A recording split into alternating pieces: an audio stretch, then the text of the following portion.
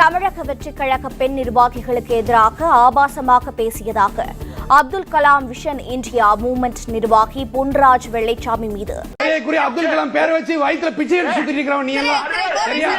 மரியாதைக்குரிய அப்துல் கலாம் பேரை வச்சு பிச்சை எடுக்கிறீங்க. முதலமைச்சர் விஜய் சில தினங்களுக்கு முன் புகார் அளித்திருந்த நிலையில் தற்போது பொன்ராஜ் மீது 2 வழக்குகள் பதிக்கப்பட்டுள்ளன. இவனெல்லாம் ஜெயில போடாதீங்க. 50-60 பேர் சாப்பிட வேண்டிய சாப்பாட்டை ஓண்டியால தின்னு தீர்த்துடுவான். எங்க சைக்கிள் கம்பெனில வேலைக்கு சேர்த்து விடுங்க. Abdul Kalam vision India movement என்ற ஒரு அமைப்பை நடத்தி வருபவர் பொன்ராஜ். இவர் ஒரு அரசியல் ஆலோசகர் என்றும் தன்னை முன்னிலைப்படுத்திக் கொள்ளக்கூடியவர். மகாசனங்களே, இதெல்லாம் எதுக்காக செய்யறேன்னா எல்லாம் ஒரு சான் வயிற்றுக்காகத்தான். இந்த பொன்ராஜ் கடந்த தேர்தலின் பொழுது, அதாவது தேர்தல் வாக்குப்பதிவுக்கு முன்பாக ஒரு யூடியூப் சேனலுக்கு பேட்டி அளிக்கும் பொழுது, புருஷன் எனக்கு தேவையில்லை, எனக்கு விஜய் தான் வேணும்னு சொல்ற விபச்சார கூட்டம், அண்ணாவாகவும் இருப்போம், தங்கச்சியாகவும் இருப்போம், நாங்கள் தங்கச்சியாக இருப்போம், அக்காவாகவும் இருப்போம், பொட்டாட்டியாக இருப்போம்னு சொல்லக்கூடிய ஒரு விபச்சாரிகள் நிறைந்த இருக்கக்கூடிய ஒரு தற்குறி கூட்டம் இங்கே இருக்கு அப்படின்றத உலகத்திற்கு வெடிக்காமிச்சதுக்கு நம்ம விஜயை பாராட்டோம். தாவேக்காவில் இருக்கக்கூடிய மகளிர் பற்றி, தாவேக்காவுடைய பெண் தொண்டர்கள் குறித்து இவர் பேசியது பெரும் சர்ச்சைக்கு உள்ளானது. நீயும் ஒரு அம்மா வயிற்றுதானே பிறந்த, நீயும் உன் குடும்பத்திலயும் பெண்கள் இருப்பாங்க, நீயும் ஒரு அம்மா தாய் வயிற்றுதானே பிறந்த. ஒரு தாய் வயிற்றுல பிறந்துட்டு நீ இந்த மாதிரி எல்லா தாய்மார்களையும் பேசினா ஒவ்வொருத்தவங்களுக்கு எப்படி இருக்கும்? திமுக கைகூலி பொன்ராஜ் இத பேசுறதுக்கு உங்க திமுக யாருக்காவது தகுதி இருக்கா? உனக்கு தகுதி இருக்கானா? பொறுக்கி நாய. இந்த புகார் தொடர்பாக விசாரணை நிலுவையில் இருந்த நிலையில 2 வழக்குகள் 2 இடங்கள்ல பதிவு செய்யப்பட்டிருக்கிறது.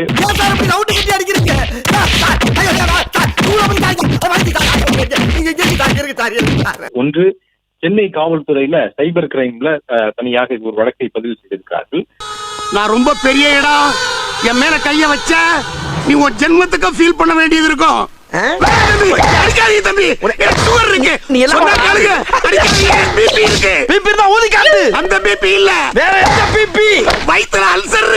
அதே போன்று கடலூர் மாவட்டத்துல புதுநகர் காவல் நிலையத்திலும் ஒரு வழக்கை பதிவு செய்திருக்கிறார்கள். என் மனசுல உள்ள பாரமே குறைஞ்சிருச்சு.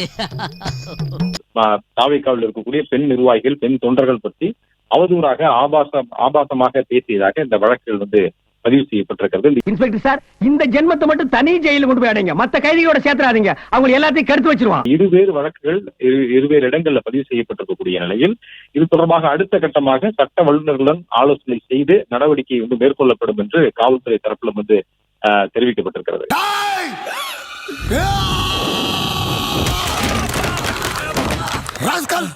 இனிமே ஏக்கம் கேட்கிற சுத்திட்டு தெரிஞ்சா சுட்டு தள்ளிடுவேன். நீ 717 மூடுனா 4000 கடைகளை மூடுவோம், மீதி இருக்கிற கடைகளை கூட்டு சங்கமே மூடும். கருத்தட ஆபரேஷன் பண்ண பண்ணி மாதிரி குதிச்சிட்டு இருக்கிற முதல்வர் என்ன செய்வார்? என்ன செய்ய முடியும்? நீ 717 மூடுனா 4000 கடைகளை மூடுவோம். என்னவே அடிக்கடி வரம்பு மீறி பேசுறானே. அரசாங்கத்திற்கு பதவியேற்கிற ஒரே முதல்வர் சொல்லுகிறார் கஜானா காலி என்று. கஜானா எப்படி காலியாகும்? சோறுதான் திங்கிறியா இல்ல பியல் திங்கிற இந்த பொழப்புக்கு 4 பேர் பொழைக்கிற கிகோலோ பையன். முன்னாள் முதலமைச்சர் குறிப்பிட்டிருக்கிறார், பணம் இருக்கிறது, மனம் இருந்தால் மாற்றத்தை உருவாக்க முடியும். கதை இப்படி போகுதா? புதிய அரசு துவக்கத்திலேயே அமுல்படுத்த வேண்டும் என்று டாஸ்மாக் கூட்டுக்குழு சார்பிலே இன்றைக்கு மனு கொடுப்பதன் மூலமாக தெரிவித்துக் கொள்கிறோம். திமுக பீரியட்ல ஆஃப் மோட்ல இருந்த போராளிகள் இருக்காங்களா, அந்த போராளிகள் எல்லாமே இப்ப ஆன் மோட்ல வந்துட்டாங்க. அப்ப நீட்ல இருந்து என்ன ஸ்டாண்ட் எடுக்கிறாரு? அப்புறம் ஏற்கனவே ஓபிசில கிரிமி லேயர் இருக்கு சென்ட்ரல் கவர்மெண்ட்ல 8 லட்சம், அதை எடுக்கிறதுக்கு இவர் என்ன முயற்சி பண்ண போறாரு? காவிரியில ஆணை அமைச்சாச்சு, வாரி அமைக்க போறாங்களா இல்லையா? இல்ல மழை பெஞ்சாதான் எங்களுக்கு தண்ணி வரும்னு விவசாயத்துக்கு சொல்ல போறோமா இல்லையா? இந்த விஷயங்களை எடுக்கணும். ஏன்னா இப்ப சொல்ல போறோமா இல்லையானா ஸ்டாலின் சொன்னது மாதிரி விஜய் சொல்லுவாரா இல்ல வேற மாதிரி நடவடிக்கை எடுப்பாரா? ஆக்கப்பூர்வமா எடுப்பாரா? கடந்த ஆட்சியில எப்படி பண்ணாங்க? ஆக்கப்பூர்வமா பண்ணாங்க. கடந்த ஆட்சியிலாம் அந்த கொஸ்டினை கரெக்டா வைப்பாங்க, அது மக்கள் மத்தியில போகும், மக்கள் கேட்பாங்க. அரசு ஆக்கப்பூர்வமா இருந்தாங்களா? இருந்தாங்க. இருந்தாங்க. காவிரி விவகாரத்துல ஆக்கப்பூர்வமா காவிரி மட்டும் இல்ல சார், பல விஷயத்துல கவர்னர் காவிரின்னு ஒரு விஷயம் இல்ல. நீங்க சொன்னீங்க விஜய் ஆக்கப்பூர்வமா செயல்படணும். கடந்த ஆட்சியில் ஆக்கப்பூர்வமா செயல்பட்டார்களா? கடந்த ஆட்சியில் வந்து அதுக்கான கோரிக்கையை கரெக்டா வச்சாங்க. இப்ப நம்ம வந்து அதை தாண்டி வைக்கணும்ன்றத நம்ம பாயிண்ட். உனக்கெல்லாம் வெக்கமே இல்லையாடா? சோறு தானே திங்கிற. அடுத்த முறை யாருன்னா எத்தனை வந்து 500 கோடி கொடுக்குறாங்க, பாண்டில் கொடுக்குறாங்க, 400 கோடி சைடில் கொடுக்குறாங்கன்னா தயவு செய்து வாங்காதுங்க. அந்த 2000 3000 வாக்காளர் காசு கொடுக்குறீங்க பாருங்க, அதுக்கு 10 பைசா பிரயோஜனம் இல்லை. வர தேர்தலில் யாரும் மக்களுக்கு காசே கொடுக்காதீங்க. ஏன்னா அவங்க உங்களுக்கு ஓட்டு போடல. மக்கள் இந்த வாட்டி வந்து காசை வாங்கிக்கிட்டு நிறைய பேர் மாற்றி குத்திருக்கிறாங்க. இதுதான் உண்மை. அதனால் இனிமேல் காசு தேவை கிடையாது. பணக்காரர்களுக்கு முக்கியத்துவம் கொடுத்து பணக்காரர்கள் யாருன்னா வந்தால் ஈன்னு அவங்களை சேர்த்துக்காதீங்க. இவ்வளவுதான். இது ஏன்னா அழுகுற அழுதுக்கு இருக்க நீ நீங்க சொல்லுங்க, நான் கேட்கிறேன். நாங்க சொல்றதா நீங்க முன்னாடி கேட்டிருந்தா நீங்க எலெக்ஷன்ல ஜெயிச்சிருக்கீங்க சார். கேட்காம போனதால இப்படி தோத்து போயிட்டு எம்எல்ஏ கூட ஆக முடியாம வீட்டுல வந்து வீடியோ போட்டு இருக்கீங்க. இந்த தேர்தல் முடிவுக்கு என்ன காரணம்? என்ன காரணம்? மக்களுக்கு எதுவும் நல்லா கொள்ள எடுத்து மக்களுக்கு எதுவுமே பண்ணல. அதான் காரணம். எப்படி எல்லாம் உங்களுக்காக உழைக்கணும்னு நீங்க நினைக்கிறீங்கன்னு சொல்லுங்க. இதுக்காக நீங்க எப்படி உழைக்க வேணாம் சார். நீங்க பண்ண வரைக்குமே போதும். நல்லா வீட்டுல உட்காந்து ரெஸ்ட் எடுங்க. ஓகே. ஹாய், நம்ம உதயநிதி ஸ்டாலின் அவர்கள் அவரோட இன்ஸ்டாகிராம் பேஜ்ல ஒரு பதிவு போட்டிருக்காரு. நான் படிக்கிறேன், கேளுங்க. பேரவையில் இருந்தபோது பதிலளிக்காமல் வீட்டிற்கு சென்று அறிக்கை வெளியிட்டிருக்கும் மாண்பு மிகு தமிழ்நாடு முதலமைச்சர் அவர்களுக்கு, தாங்கள் பேரவையிலே இல்லாமல் வெளிநடப்பு செய்தால் வீட்டிற்கு சென்று பதிலளிக்காமல் உங்கள் வீட்டிற்கு வந்தா பதிலளிக்க முடியும்? அடுத்தது பாருங்க. நாங்கள் வாங்கிய வாக்கு விழுக்காடு எங்களுக்கு தெரியும். அதனால் தான் மக்கள் தீர்ப்பை மதித்து எதிர்க்கட்சி வரிசையில் அமர்ந்திருக்கிறோம். அதே மாதிரி நாங்கள் வாங்கிய விழுக்காடும் எங்களுக்கு தெரியும். ஏன் அதை சுட்டி காமிச்சுக்கிட்டே இருக்கீங்க? பெரும்பான்மை இல்லாத நிலையிலும் பதவி வெறியோடு ஆளுநர் மாளிகைக்கு நாங்கள் டெய்லி அட்டெண்டன்ஸ் போட்டுட்டு இருக்கல. பட் நம்ம என்ன பண்ணணும்?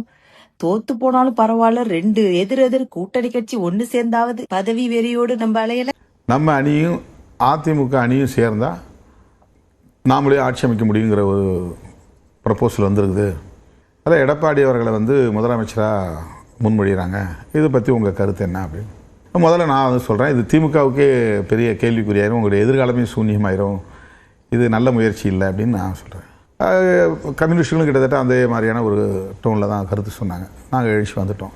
அது பிறகு எங்களுக்கு இடையில் ஃபோனில் தான் பேசணும், அது சரியாக வராது அப்படின்னு. இப்போ அதில் நாங்கள் யாரும் ஈல்டாகலை. அவர் போனது பிறகு அங்கே இருந்தவங்க மத்தியில் ஒரு கருத்து வருது. என்னென்னா, இல்லை இப்போ வேறு மாதிரி ஒரு லேட்டர் டெவலப்மெண்ட் இருக்குது, வந்து உங்களை வந்து காமன் கேண்டிடேட்டாக ப்ரப்போஸ் பண்ணியிருக்காங்க, நீங்கள் முதல்வர் அப்படிங்கிற மாதிரியும், எடப்பாடியோ இன்னும் மற்ற 2 பேரும் வந்து துணை முதல்வருங்கிற மாதிரியும் பேசுகிறாங்க. யார் பேசுகிறாங்கன்னா ஏடிஎம்கே சைடில் பேசிகிட்டு இருக்கிறாங்க. இப்போ நாங்கள் அதில் வந்து அப்படி ஒரு நிலை வந்தால் நீங்கள்லாம் அதுக்கு ஒத்துக்கிட்டால் வெளியிலேருந்து தான் எங்களால் சப்போர்ட் பண்ண முடியும், நாங்கள் அதுக்குள்ளே வரமாட்டோம். நீங்கள் கடிதம் கொடுத்தா கூட பரவாயில்ல, நீங்கள் தான் முதலமைச்சர், நான் டிக்ளேர் பண்ண போகிறேன், தயவுசெய்து நீங்கள் ப்ரெஸ்ஸை மீட் பண்ணாதீங்கன்னு ஒரு ஃபோன் வருது. அப்போ நான் சொன்னேன், நான் கையெடுத்து கும்பிட்றேன், மன்னிச்சிருங்க, நான் ப்ரெஸ்ஸை மீட் பண்ணிடுறேன்.